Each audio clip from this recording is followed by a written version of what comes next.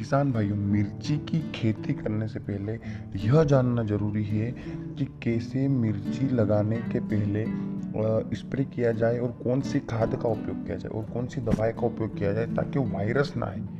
तो आप इस बात के लिए उत्सुक हैं, यानी कि ऐसी कौन सी दवाई है जिसका उपयोग अगर आप मिर्ची लगाने से पहले करेंगे तो वायरस नहीं आएगा, और वो कौन सा तरीका है जिससे हमें अधिक उत्पादन मिलेगा, और ऐसी कौन सी 20 तरह की खाद है, यानी कि 20 ऐसे डोज जो 200 दिनों में हमें हमारी मिर्ची की फसल में डालना है। ऐसी कौन सी खाद है और ऐसा कौन से स्प्रे है जो 20 दिन में, यानी कि 20 तरीके के जो स्प्रे है जिससे हमारी पूरी तरह से मिर्ची कवर हो जाएगी कीट से, इल्ली से, सभी से। तो वो जानने के लिए वीडियो को अंत तक देखिएगा। आज हम बात करेंगे मिर्ची की खेती के बारे में A to Z जानकारी, ड्रिप सिस्टम, खेत को कैसे तैयार करना है, मिर्ची नर्सरी, कीट वगैरह सब कुछ।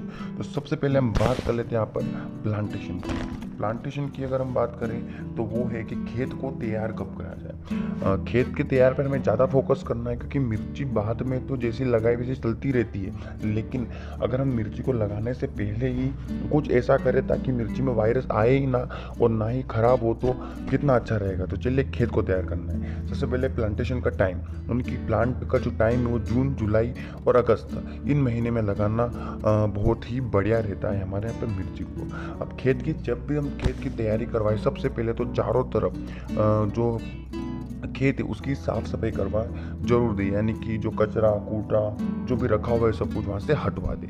उसके बाद गहरी जुताई जरूर करवाए। गहरी जुताई क्यों? क्योंकि जो मोटा घास होती है वो भी एक बहुत बड़ा कारण है हमारी मल्चिंग को फाड़ने का, उसमें से भी निकल कर आ जाती है मोटा घास। तो गहरी जुताई करवाने से क्या होगा कि उसके बाद की जो 5 से 6 धूप लगेगी तो मोटा घास की जो जड़ है वो बिल्कुल पूरी तरह से नष्ट हो जाएगी। उसके बाद हम जो बेड बना सकते हैं। और एक फ़ायदा और है कि जो मिट्टी में अधिक गर्मी होती है वो भी बाहर होगी और ज़्यादा से ज़्यादा ऑक्सीजन जो होगी उसके अंदर फ्लो करने लगेगी, और जितनी ऑक्सीजन ज़्यादा होगी उतना उत्पादन यहाँ पर ज़्यादा होगा। और बेड बनाने में भी हमें ज़्यादा आसानी होगी, क्योंकि जो ज़्यादा गहराई करने से मिट्टी बाहर आएगी और ज़्यादा मिट्टी होने से बेड भी यहाँ पर अच्छा बनता है। 15 से 30 दिन तो हमें जो घास वगैरह निकलती है अंदर से उसको तो धूप लगाना ही है। उसके बाद ही हमें यहाँ पर उसको रोटावेटर से, पठार से उसको बिल्कुल समतल करवा देना है। और एक बात का जरूर ध्यान रखें कि रोटावेटर से लेवल जरूर करवाएं ताकि पानी पिलाने में, सिंचाई में हमें ज़्यादा तकलीफ ना हो। उसके बाद ही बेड बनाएं। बेड अगर हमें यहाँ पर बनाने हैं तो बेड से बेड की दूरी जो हमारी होगी वो लगभग 2.5 से 3 फीट, और जो बेड भी होगा वो भी 3 फीट का होना चाहिए। 3 फीट से ज़्यादा बेड हमें यहाँ पर नहीं बनाना है, और 1 फीट उसकी ऊंचाई लगभग बहुत होती है। अगर आपके इधर गीली जगह है तो आप उसको 1.5 फीट भी ऊंचाई कर सकते हैं। गीली जगह में क्या होता है कि मिर्ची की डाल है वो नीचे टच हो जाती है तो खराब होने में आती है। इस बात का ध्यान जरूर रखें। उसके बाद जब हम बेड बना देते हैं तो उसके ऊपर हमें 3 से 4 ट्राली गोबर की खाद मजदूर से डलवाना जरूरी है, ताकि हमारी जो फसल होगी उसका उत्पादन अच्छा होगा। उसके बाद एक बेसल डोज आता है। बेसल डोज जो मतलब कि 50 किलोग्राम DAP, 100 किलोग्राम SSP और 30 किलोग्राम MOP। तो ये हमने बताया 1 एकड़ के अनुमान से। अब जो भी इसके अंदर में आंकड़े बताऊंगा वो आपको 1 एकड़ के अनुमान से ही बताने वाला हूँ। ये तीनों मिलाकर आप क्या करें कि इन तीनों को मिलाकर जो बेड है उसके ऊपर डलवा दें। अब हम यहाँ पर बात कर लेते हैं कि जो छेद करना है, मल्चिंग तो करते हैं तो छेद करना है तो वो कैसे किया जाए, यानी कि पौधे से पौधे की दूरी कितनी रखी जाए। अगर हम सिंगल लाइन लगा रहे हैं तो उसकी दूरी रखेंगे हम 1.5 फीट, और अगर डबल लाइन यानी कि क्रॉस लाइन भी लगाते हैं बहुत सारे जिगजैग, तो उसमें आप 2 फीट रख सकते हैं। मल्चिंग की बात करें तो 1 एकड़ के हिसाब से 6 से 7 रोल लगेंगे। 25 माइक्रोन की मल्चिंग ही उपयोग में ले, और 14,000 रुपये खर्च आप उसका लगभग मान सकते हो। एक बात का और ध्यान रखें कि जब भी हमें पौधे लगाने होते हैं, प्लांटेशन करना रहता है, उसके 2 दिन पहले से ही ड्रिप चालू कर दें ताकि उसके अंदर की जो उमस है वो वहाँ से बाहर निकल जाए और उसके बाद ही पौधे लगाए, नहीं तो पौधों को नुकसान आपको देखने को मिलेगा क्योंकि बहुत बार बहुत तेज गर्मी यहाँ पर हो जाती है। एक बात का ध्यान जरूर रखें कि रोपण करने से पहले यानी कि पौधे लगाने से पहले लिक्विड ट्राइकोडर्मा जरूर चढ़ाए, ड्रिप से दे दें ताकि पहले से ही हम ये जो बीमारियां होती है, कीट होते हैं, इनसे बच सकें। अब हम बात कर लेते हैं मिर्ची की उन्नत किस्मों के बारे में। और उन्नत किस्में बहुत सारी होती है, लेकिन जहाँ पर भी जिस एरिया में जो फसल अच्छा उत्पादन दे रही है, केवल उन्हीं वेराइटियों का आप उपयोग करें। और एक वीडियो मैंने इसकी अलग से बनाई है, उसकी लिंक मैंने आपको डिस्क्रिप्शन में दे दी है कि 1 एकड़ में कितने पौधे लगभग लग जाएंगे। तो 7,000 से 8,000 पौधे 1 एकड़ में हमें यहाँ पर लग जाएंगे। और डबल में अगर देखा जाए कि अगर डबल करना है यानी कि जिगजैग मोशन में करना है तो 14,000 आप मान सकते हो। उसके बाद ऐसे पौधे लगाएं और बीज का चुनाव भी ऐसे करें कि वो रेजिस्टेंस हो, यानी कि पहले से उनके अंदर बीमारी से लड़ने की ताकत हो, यानी कि उनको उपचारित किया हुआ हो, वायरस फ्री हो।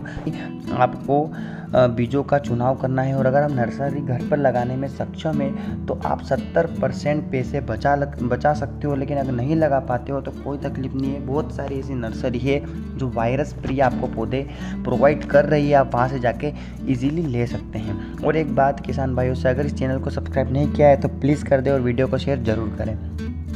अब एक बात कर लेते हैं हम यहाँ पर सिंचाई के बारे में। ये तो हो गया हमारे पौधों का रोपण हो गया, सब कुछ हो गया, लेकिन अब सिंचाई क्यों ज़रूरी है? क्योंकि बहुत बार क्या होता है कि जो ड्रिप की नली पुरानी जो होती है वो चौक हो जाती है, जाम हो जाती है। तो उसको अगर हम ठोक के चला देते हैं लेकिन फिर भी वो 2 दिन बाद जाम हो जाती है, उसका हमें ध्यान जरूर रखना है क्योंकि इसमें पौधे का नुकसान बहुत होता है। अधिकतर के यहाँ तो 50% तक पौधे सूख जाते हैं अगर तेज़ गर्मी लगातार 5 दिनों तक हो जाए और बारिश ना हो तो। इस बात का ध्यान हमें जरूर रखना है और रूटीन रखना है कि 7 दिन में एक बार जो ड्रिप की नली होती है वो बिल्कुल चेक किया जाए। अब प्लांट से प्लांट की दूरी कितनी है तो 1.5 फीट बिल्कुल सही रहेगी सिंगल लाइन के लिए। और उसको हल्के हाथ से दबाना है और जो गड्ढा जो खुदा हुआ है उसमें मिट्टी ज़रूर डालें, नहीं तो जो उसकी जड़ें बाहर आ जाएगी और हमारा पौधा है उसको नुकसान हो जाएगा। अब हम बात कर लेते हैं जैसे ही पौधे लगा देते हैं ड्रिंचिंग के बारे में। तो जो ड्रिंचिंग होती है वो first, second and third 3 drenching हम करने वाले हैं। तो फर्स्ट दिन ही करेंगे हम ट्राइकोडर्मा 500 ग्राम और 400 लीटर पानी मिलाकर ड्रिंचिंग फर्स्ट डे हम यहाँ पर कर देंगे। सेकेंड डे पर जाए तो 5 से 6 दिन जब हो जाता है तब 19-19-19 NPK 1 किलोग्राम और कार्बेंडाजिम 500 ग्राम को 400 लीटर पानी में मिलाकर ड्रिप के माध्यम से हमें यहाँ पर देना है। या तो हम ड्रिप के माध्यम से भी दे सकते हैं या फिर सीधे से उसकी जड़ में जाकर डाल सकते हैं। दोनों तरीके से अपन दे सकते हैं। तो सीधे से जड़ में अगर हम डालेंगे 50 ml पर पौधे के हिसाब से तो सबसे बेहतरीन ये होता है। ड्रिप वाला मामला आप अभी उपयोग मत कीजिएगा। तीसरी बात करें हम तो 1261-0 1 किलोग्राम ह्यूमिक एसिड 500 ग्राम 400 लीटर पानी में मिलाकर 50-50 ml के हिसाब से आप एक पौधे के अंदर डाल सकते हो। और पत्ते पर ये जो चीज़ें हैं वो ना पड़े तो ही बेहतर होगा। हमारे पत्ते जो है पीले होने में आपको दिखाई देंगे। अब हम बात कर लेते हैं खाद के बारे में, क्योंकि खाद की एक अलग ही महत्वपूर्ण भूमिका है कि शुरुआत में हमें कौन सा खाद उपयोग करना है, मुख्य में परिपक्व हो जाए तब कौन सा करना है। शुरुआती तौर पर अगर देखा जाए तो नाइट्रोजन की सबसे ज़्यादा आवश्यकता होती है और फिर अंत में फॉस्फोरस की और लास्ट में परिपक्व हो जाती है तो पोटेशियम और सल्फर, बोरोन इनकी आवश्यकता हमें यहाँ पर देखने को मिलती है। मैंने आपके लिए यहाँ पर 200 दिन का खाद का एक शेड्यूल बना है। इतना सब बोलना तो बहुत समय लग जाएगा, तो मैंने इनके जो लिख कर फ़ोटो जो है स्क्रीन पर लगा दी हैं वो आप देख लीजिए। और कुछ उपयोगी जो खाद है शुरुआती तौर पर वो मैं आपको बता देता हूँ। जैसे कि हम यहाँ पर यूज़ करेंगे, इसमें NPK हो गया, यूरिया हो गया और 1744-0 हो गया, 1261-0 हो गया और उसके बाद कैल्शियम हो गया, NPK 052-34 हो गया, 0050 हो गया। कितने किलोग्राम कितने पानी में मिलाना है ये सब कुछ देख कर आप मतलब कि कितने किलोग्राम, ये सब जो भी मैंने आंकड़ा दिया है ये 1 एकड़ के हिसाब से है। यानी कि NPK 1 किलोग्राम और 1 किलोग्राम यूरिया ड्रिप के अंदर देना है। तो 1 एकड़ के अंदर देना है, यानी कि 6000 से 7000 पौधों की लाइन चुन ले और वहाँ पर एक वॉल लगा दे ताकि उतनी जो खाद है उसी में जाए। और आप देख सकते हैं कि जो स्क्रीन पर चल रही है 200 दिन की खाद का शेड्यूल, आप बिल्कुल ऐसे ही करें कि 10 दिन में, फिर 13 दिन में, 18 दिन में, 21 दिन में, 24 दिन में, 17, 65, 70, 80, 90, 100, 120, 125, 135, 140, 150, 160, 170, 180 और 200, ये पूरा शेड्यूल मैं आपके लिए यहाँ पर लेकर आ गया हूँ। तो आप इसके हिसाब से ही अपनी जो खाद का शेड्यूल है उसको रख। तो हो गया हमारा खाद का शेड्यूल। इसमें आगे बढ़ते हैं स्प्रे शेड्यूल की तरफ। स्प्रे शेड्यूल भी एक यहाँ पर बहुत अलग महत्वपूर्ण भूमिका निभाता है, क्योंकि अगर पौधा अच्छा चल रहा है और उसके बाद उसमें कहीं माइट्स आ गए, रस चूसक आ गए, सुंडी, इल्ली, फंगस, माइट, धब्बे हो जाना, पीलापन हो जाना, तो ये सब दूर होगा हमारे यहाँ पर स्प्रे शेड्यूल से। तो इसका भी शेड्यूल जो है हमारे यहाँ पर 200 दिनों का है। ये भी मैं आपको स्क्रीन पर लिख दिए देता हूँ, आप इसको याद कर लीजिएगा, देख लीजिएगा और नोट कर लीजिएगा कि कैसे उसको ठीक करना है। लेकिन अगर शुरुआती तौर पर ही आपको ये समस्या देखने को मिले 10 दिन बाद, तो पहला स्प्रे होगा हमारे यहाँ पर इमिडोक्लोप्राइड 17.8% EC और साफ का फंगीसाइड 50 ग्राम 15 लीटर पानी में मिलाकर 1 एकड़ पे हमें यहाँ पर छिड़काव करना है। इस बात का ध्यान रखिए, सारी जो दवाई बताई है वो 1 एकड़ के लिए बताई है। तो ये जो स्प्रे शेड्यूल 200 दिनों का है वो किसान भाई फॉलो करें। ऐसा नहीं कि हमें जो सारे स्प्रे बताए हैं वो सारे ही छिड़काव करने हैं, लेकिन अगर समस्या देखने को मिलती है तो आपको छिड़काव जरूर करना है, नहीं तो 7-7 दिनों में या 10-10 दिनों में आपको छिड़काव तो करना ही पड़ेगा। तो ये 200 दिन का शेड्यूल है, आपको कुछ नहीं करना है, एक डिटेल लिखना है कि 10 दिन में ये करना है, 20 में ये, 30 में। उसके बाद तो मेरी गारंटी, अगर इस पर कोई सा भी कीट आकर बैठ जाए और उत्पादन होने से रोक दे।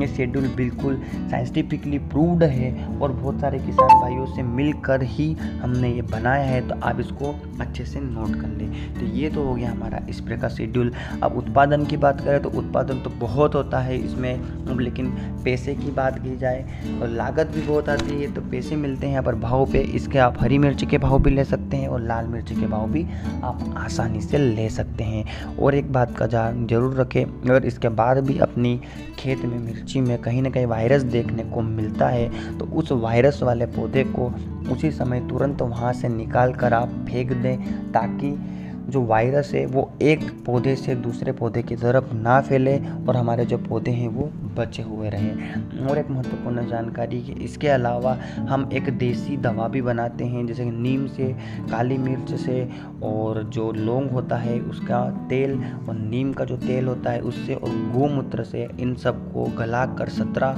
यानी कि 14 से 15 दिन यानी 20 दिन मान लो, 20 दिन का रगन को सड़ाया जाता है, गलाया जाता है, उससे जो दवाई बनाई जाती है उसका छिड़काव करने से जो इंसेक्टिसाइड है वो भी खत्म होते हैं और फंगीसाइड का भी ये कहीं ना कहीं अच्छा काम करता है, क्योंकि ये बैक्टीरियल डिसीज से लड़ने में काम आता है। हमारा नीम बहुत जगह उपयोग हो रहा है, इसलिए इसका उपयोग भी आप एक बार ज़रूर करें। और किसान भाइयों, अगर आपको ये वीडियो हमारी अच्छी लगी हो तो मुझे कमेंट बॉक्स में बताना और वीडियो को शेयर करना, लाइक करना और चैनल को सब्सक्राइब करना मत भूलिएगा। तो आज की वीडियो में इतना ही था, मिलते हैं अगली वीडियो में। जय जवान जय किसान।